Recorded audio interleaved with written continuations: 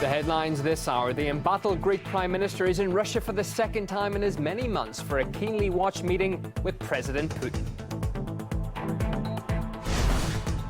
Also ahead this hour, the US Senate passes a bill boosting military assistance to Ukraine and presses for lethal aid to be sent, despite the shaky truce in place in the east. And building barriers instead of bridges. Hungary infuriates Serbia by planning to fence itself off at the border to stop a flow of migrants.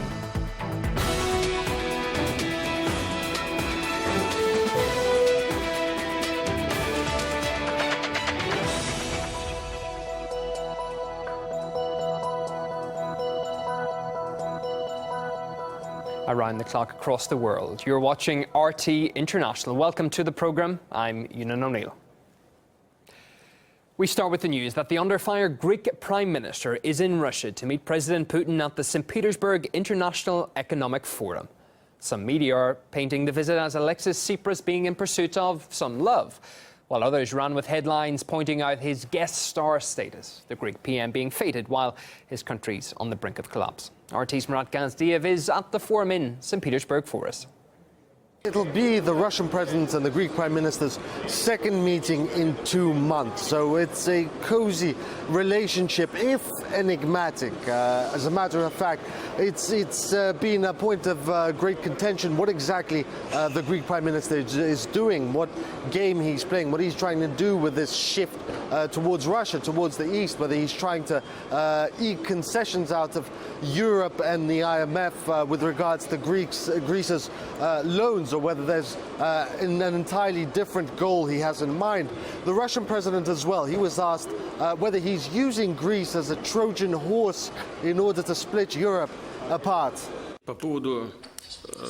Regarding mythology and Trojan horses and so forth, the question would be valid if I was the one going to Athens.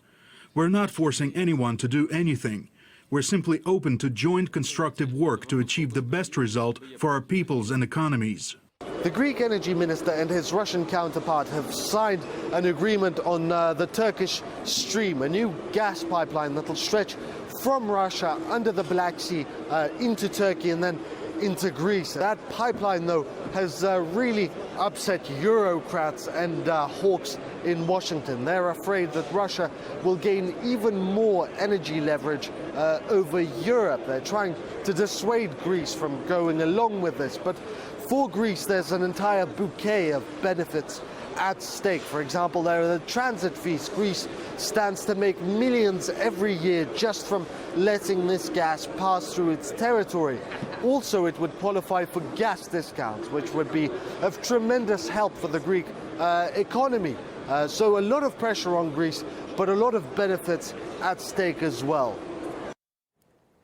Well, there's been a lot of speculation swirling about Alexis Tsipras' trip to St. Petersburg. Russian Deputy Prime Minister Arkady Dvorkovich told us that Moscow is willing to consider financial aid to Athens if needed.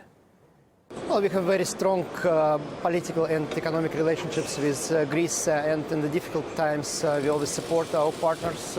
If financial assistance will be needed, we will consider.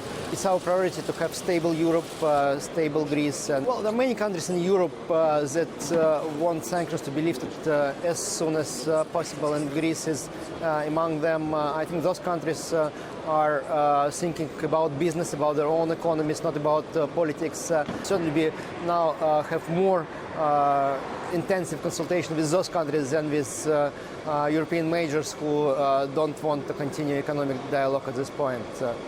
If sanctions will be extended, then we will continue to have our food embargo, so we will not allow food products from countries who establish sanctions against Russia. This time we have a big crowd at the forum, including top CEOs from all major European and American companies. From this perspective, it's business as usual, and I can just mention that during this couple of days I have 20 meetings with CEOs of major companies, mostly European and some American. Just to continue on that last point, the St. Petersburg Economic Forum has attracted over 7,000 guests, including investors, business magnates and major CEOs, one of whom is Francesco Starace, the global head of Italian energy giant Enel. He spoke to me earlier about a major talking point.